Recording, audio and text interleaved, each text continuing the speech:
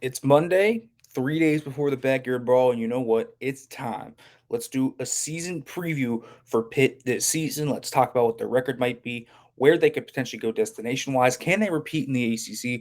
We're going to talk about that all today on this episode of Locked On Pitt.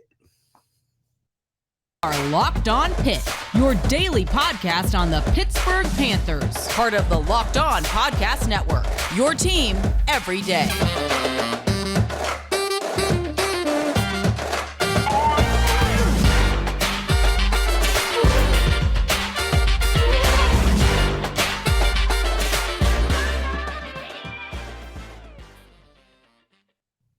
Welcome to the Locked On Pitt podcast, everybody. As always, I'm your host, Nick Farabaugh.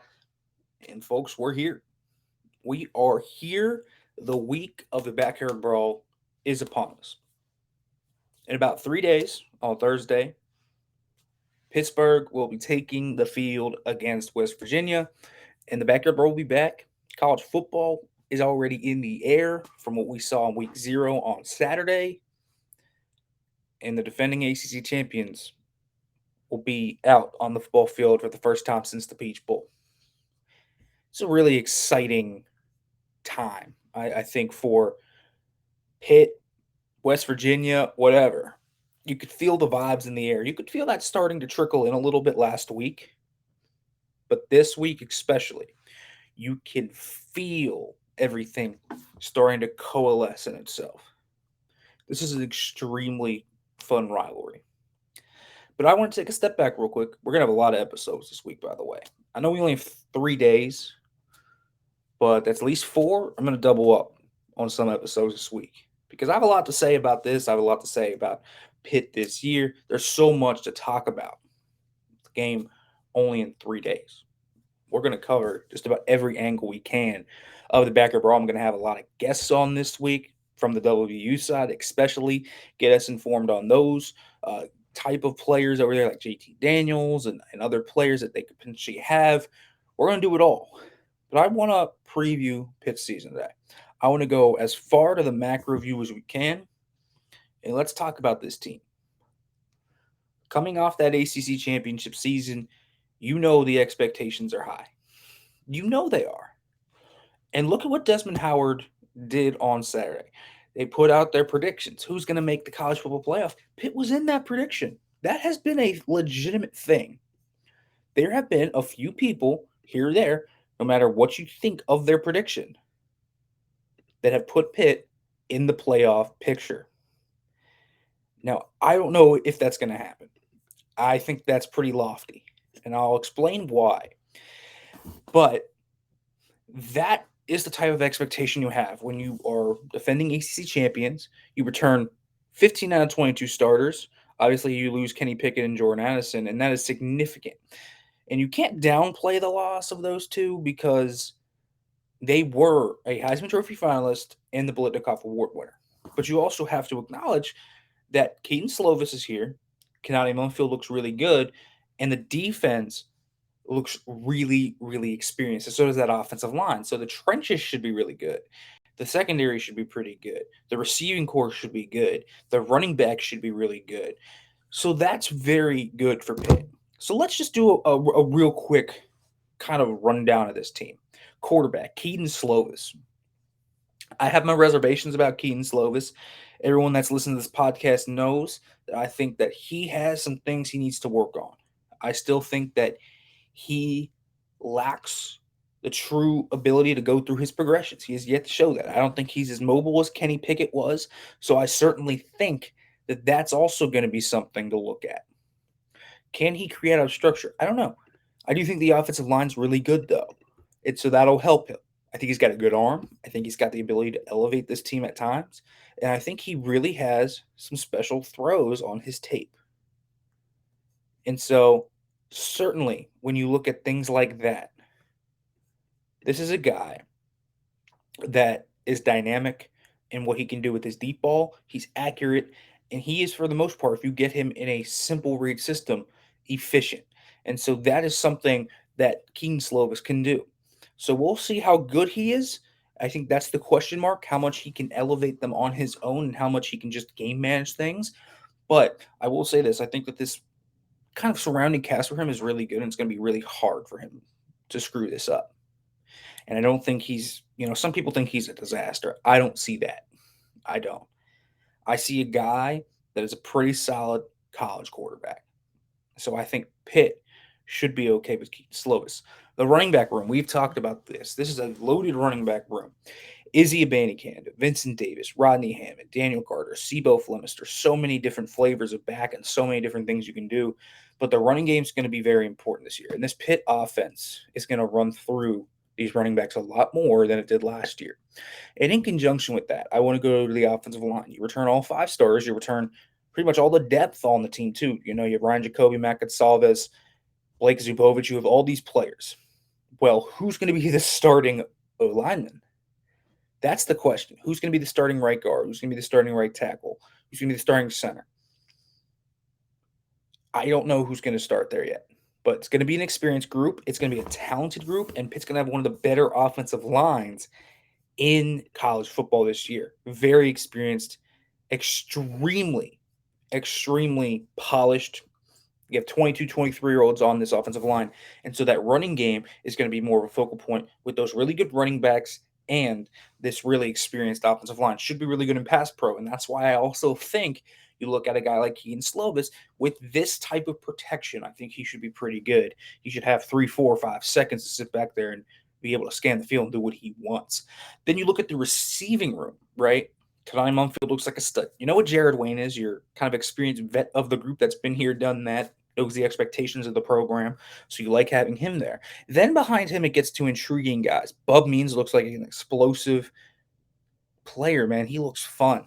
And you look at Jalen Barton, another explosive guy, different than Bub Means, who's a height, weight, speed guy. But Barton's more of a speed guy that can work from various different alignments and win with his speed and quickness off the line of scrimmage in the slot especially. Has some drop issues, but certainly has that explosive playability. We have seen that before. So I do like what you have there in Jalen Barton. Then you have Jaden Bradley. You have Addison Copeland. You have Chena Woboko. Like, you have all these really fun players in that room right now. Gavin Thompson just recently got put on scholarship. Like, all these players in that room right now that are feeling it out. I think it's going to be a really talented wide receiver room, and I'm not worried about these receivers. Tight end, I think this is a really interesting position. Now, Gavin Bartholomew is really good. You got some questions about how he translates to the Y role in the the Lucas Krull type of route tree. We'll see how that manifests, but he's more bulked up than ever. He looks like a better blocker this year, and I think he's still going to be a really, really good tight end regardless of what happens. Carter Johnson looks like he's ready to go. Kai Wright is healthy and looks the best he has in his career.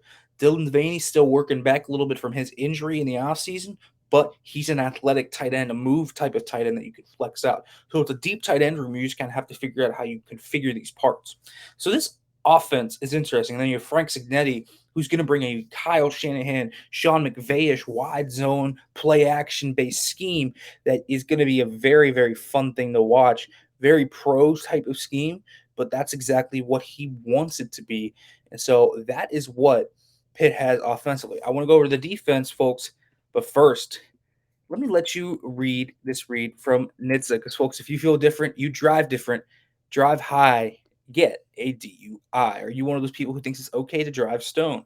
What's the worst that can happen? You end up driving below the speed limit. It's no big deal, right? That's wrong. The truth is your reaction times slow way down when you're high. You not only put yourself in danger, but everyone around you. Talk about a buzzkill. Stop kidding yourself. It's not okay to drive high. If you've been using marijuana in any form, do not get behind the wheel. If you feel different, you drive different. Drive high. Get a DUI. Now, folks, we're back here on the Locked On Pitt podcast, and I certainly want to break down this defense. And this defense is very, very, very experienced. You look at it up and down the sheet, and this is a unit that should be probably better than it was last year. Yes, they lose to Mari Mathis, Phil Campbell, and Johnny Patricia, and Cam Bright, and all these guys. But they've added in some really good pieces. And so let's start up front. Obviously, the defensive line is probably the best unit on the entire football team. So you have Kalijah Kancey, Hababal No, Desmond Alexander, John Morgan. And then on that interior, you still have plenty of experience outside of Kansas. David Green, Tyler Bentley. You have Devin Danielson. You still have DeAndre Jules. You have young guys like Elliott Donald, Sean Fitzsimmons. You have Nakai Johnson and Dayon Hayes on the outside, Bam Barina. I mean, there are just so many names out here that it's hard to name them all. I would expect the starters to obviously be, in my opinion, Deslin Alexander, Kalijah Kancey, Devin Danielson, and Haba Baldnut. That would be my expected starters. But you also get a rotation in there: Green, Bentley, Donald. Then on the outside, you have John Morgan, of course, in that room. You have Dayon Hayes. You probably have Bam Barina. You maybe even get some Nakai Johnson in there. So fun room. Charlie Partridge keeps doing his thing. Quarterback's going to be terrorized by this D-line. They're going to be really good this year, as always. Linebacker, a little bit more questions here because of the inexperience. This room has really been overhauled. You have Servasia Dennis at the mic, which isn't much of a question. Brandon George at the mic as the backup.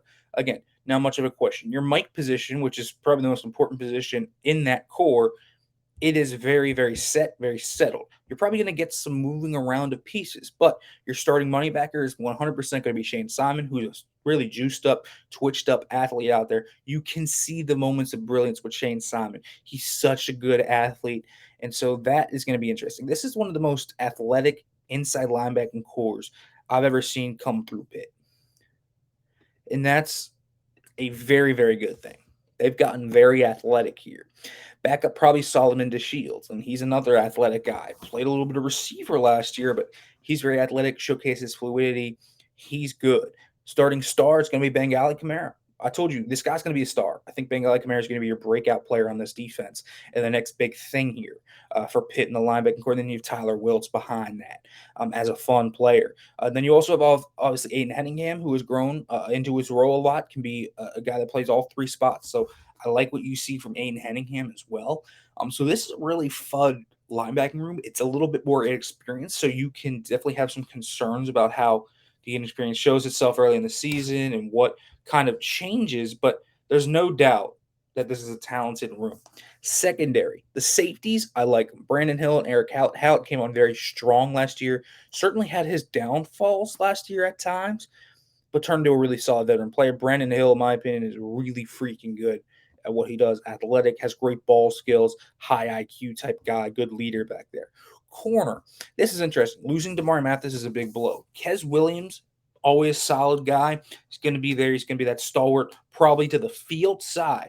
Now, you probably are going to get a new boundary guy, and I would say it's going to be MJ Devonshire and AJ Woods on that side. Those are both guys that have played before, but this is going to be their big kind of rise to the occasion thing. I would expect MJ to actually start there. I think MJ Devonshire has the potential to be a star.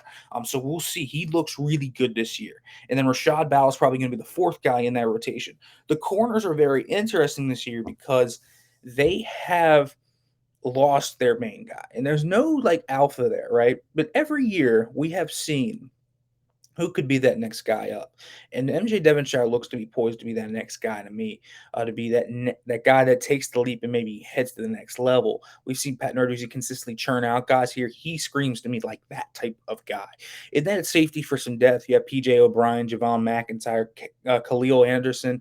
So you have a lot of good players there. P.J. O'Brien looks great this year. So this defense, they have the stability. Pat Narduzzi, Randy Bates. Obviously, this is a very stable unit. They're going to give up their explosive plays because of the scheme they run with all that cover zero quarters that they run. But I think this should be a pretty good defense that should give a lot of quarterbacks a lot of fits this year. Pitt should be pretty good this year relative to everything on the defensive side of the ball. So you put that in totality, and then you look at the specialists. And we haven't talked about the specialists just yet because this is an area of the team where there is a lot of transition. You got a new kicker, you got a new punter, and you have a new long snapper. So Byron Floyd's the new long snapper. Cal Adamitis out of Pitt now in the NFL with the Bengals. But what is he going to be? Are his snaps good? Are they consistent? So far, they've looked good in camp from what I've seen. So I like that. You look at the kicker. It's not Sam Scarton. It's Ben Sauls. Ben Sauls won this competition. Now, the thing with Ben Sauls was last year, very inaccurate. But he has the leg. He has a much bigger leg than Sam Scarton. Scarton was just didn't have the range for Pitt to be confident in him hitting 45 plus yards. And so that's what you get with Ben Sauls. And so Ben Sauls wins this competition. And we'll see if that accuracy has improved. It'll be better for Pitt. Pitt will have a pretty solid kicker here. But it's a question mark. And then Sam Vanderhaar will likely be the punter, a freshman punter. He's had some punts here and there that have been shaky in camp. We'll see how this works out. But you now go to the team in totality, and let's talk about strengths. Let me just give you some kind of breakdown because I want to kind of unravel the strengths and the weaknesses. Strengths, the trenches, both the D line and the O line. Running back is going to be a big strength for them. And I also think the secondary should be a strength for Pitt. So there's your four strengths. Weaknesses. I think that there could definitely be a weakness at linebacker due to inexperience. We will see the depth. We'll see. Again, that's a developing thing. I also think that there could be some weakness at the quarterback position. Again, I think Keaton Slovis is solid, but I have looked at that 2021 tape and it was rough, guys. So let's put a realistic expectation on that. That Keaton Slovis definitely struggled last year at USC. We'll see if he can regain form. I think that's a to be determined type thing. And then special teams, because you have such a turnover in that room. I think that's definitely something to watch as well. So this team overall, it looks like a good team, man. It looks like a good team to me. Next, we're going to go through the schedule. I'm going to give you game by game prediction. We'll see kind of where we stand right now, just at the outset. Obviously, predictions can change as everything goes by. I'm not going to give you guys the West Virginia prediction just yet, outside of who I think is winning. I'm not going to give the score or anything like that, but that will come Thursday. So let's go through that. But first, folks, I want to go to a quick break.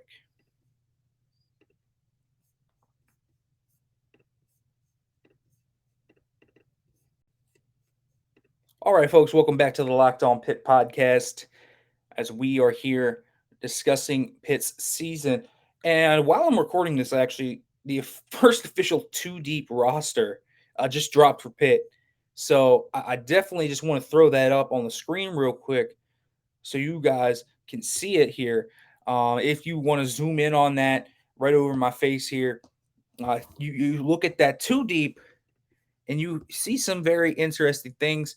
Devin Danielson and David Green listed as the and or starters to me is a very interesting thing. You look there. You look at the offensive line, folks, and it's the same five from last year. So it looks like everyone there has won their jobs. At tight end, it's Kai Wright and Carter Johnson, both as co-tight end twos. And your starting wide receivers are Mumfield, Wayne, and Means, with Barden, Bradley, and Alston. Miles Alston breaking into this crew as the main backup. Izzy as the clear starter here. And then Rodney Hammond is the running back two. And then you have Vincent Davis and Sebo Flemister as co-running back threes. So this is very interesting. We'll break this down a little bit more in the upcoming episode. But just wanted to showcase that. No huge surprises on that sheet, really, to me, just from watching practice and everything. But good to know. And David Green getting that or with Danielson, I think, is some very interesting stuff there on the interior. Now, folks, let's go through it. Game by game, let's talk through. So, West Virginia. West Virginia is a rivalry game. You know it's going to be a fight. And Pitt ranked number 17. You have seen how Pitt has come out before when ranked in these openers. And sometimes it's been very flat and bad. I mean, they've lost to teams like Bowling Green in the past, folks, in this situation. But very long time ago. And so that's a different type of story. And so I'm going to pick Pitt to win this one. I just look at West Virginia, and I think they are a little bit away. Got a really solid recruiting class coming in this year, which is good because they're building a nice program. JT Daniels, I like. But you also look at the roster around that, and it's not a super strong roster. It's like a 6-6, 7-5 type of roster to me. And that should be a team Pitt beats at this juncture. But rivalry games, even the field, always. So we will see what that happens with. Tennessee. So Pitt goes 1-0, and they come home and face Tennessee. Hendon Hooker in Tennessee. This is a really good Tennessee team to me that's really coming into their own under Josh Heupel. I have Tennessee winning this game. I just don't see Pitt being able to keep up offensively with them, and they're going to get enough explosive plays off Pitt to where I think this will be close. But I think that Tennessee gets their revenge back from last year. And I think this is going to be a fun game, though. I do think this will be a fun game, so I have them going one-on-one there. I pick winning the next two games. Obviously, that trip to Kalamazoo, that's going to be big for Pitt, right? Exercise the demons that they had last year against Western Michigan. They really need to do that because that's a morale game to me, where you look back at what was the blemish last year on your ACC Championship season, and you heard, well, you lost to Western Michigan. You lost to Western Michigan. That's the big thing. And so they have to beat Western Michigan. Rhode Island should be a gimme game. That's an FCS game easily. Then you have Georgia Tech at home. Again, we're talking about a team that just isn't very good. A lot of uncertainty at Georgia Tech right now. Jeff Collins is kind of teetering on the edge with everything. This should be a win for Pitt 10 times out of 10. This could be a slip-up game, but I'll take Pitt here. So Pitt's 4-1, heading at home again. Virginia Tech this time. And so Virginia Tech is an interesting team because Brent Pry's coming in and they have some fun players there. I don't hate the Virginia Tech roster. I think that they actually do have some young guys there that are coming into their own. I'm not certain they're going to be all that great this year, just because, again, you have a real transition there going on right now, right? But you do have guys on that defensive side of the ball that I think can play a little bit. Like I like Taiwan Garbett. I like Dax Hollifield, of course, Armani Chapman, Shamari Connor, Nasir Peoples. Like they have some nice players. Dorian Strong. Like these are good players. So they have a decent enough defense, but still, Pitt should win this game. The quarterback disparity here should be significant. Grant Wells is fine, but Keaton Slovis should be able to outplay him. This should be a win for Pitt. At home, too. Now, they have the bye, then they go on the road to Louisville. This is a very tough game for me to predict. I think Pitt should win this game, but Malik Cunningham is really good, really dynamic. They have some pretty good players. That defense is pretty experienced at this point. But it's like, for Pitt, this is a game that you probably have the better talent in. You probably should win this one. But it's on the road after a bye week. This is a trap game to me that Pitt could definitely lose. But I'm going to pick Pitt to win this one in a close one. I think they escape by their teeth, like just scrape by. But this is a tough one to me, just because I think these are two even place teams to a degree. Pitt then goes to Chapel Hill, and we know the tomfoolery that can happen when Pitt plays UNC, but that UNC team did not look that great against Florida A&M. I like Drake May, I like Josh Downs, but man, the defense just does not look very good to me. I'm going to take Pitt in this one again, but this one's always tough because Pitt UNC seems like it's close every single season. Pitt hosts Syracuse. Again, this should be an easy win for Pitt. Syracuse has Sean Tucker and a very dynamic rushing attack, but Pitt is good enough to slow that down. This should be a win for Pitt. All right, folks. So then Virginia. So I have Pitt right now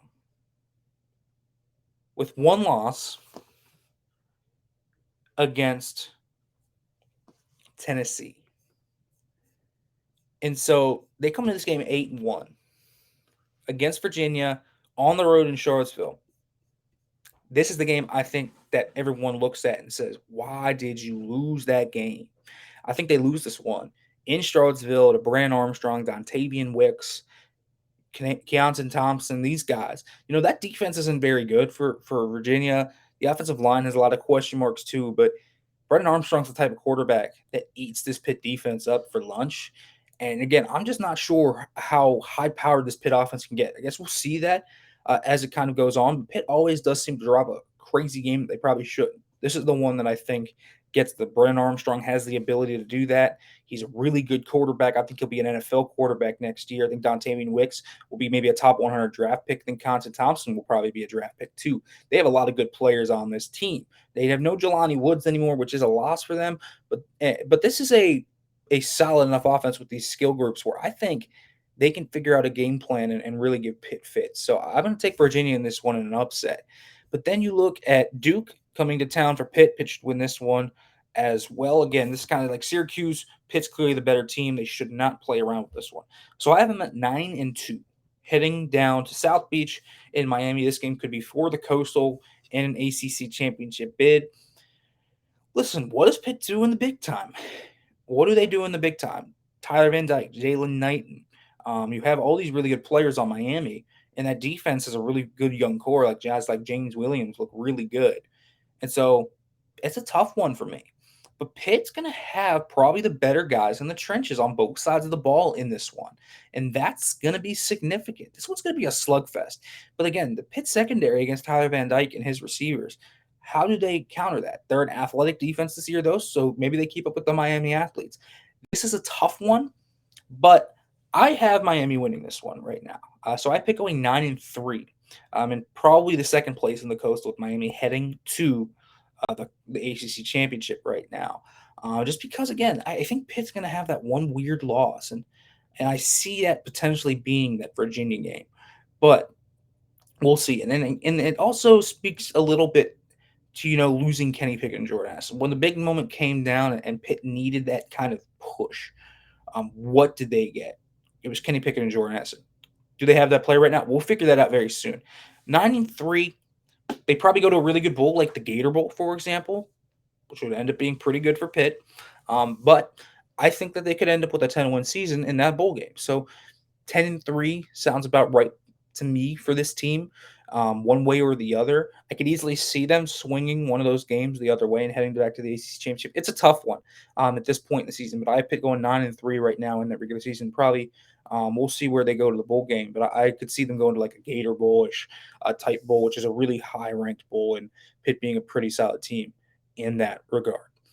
All right, folks, that's my season preview for Pitt. We're going to be back next time talking about that 2 deep in more detail. We're going to break it down, and we're going to talk about how it changes things against West Virginia. Folks, as always, thanks for listening. As always, hail to Pitt.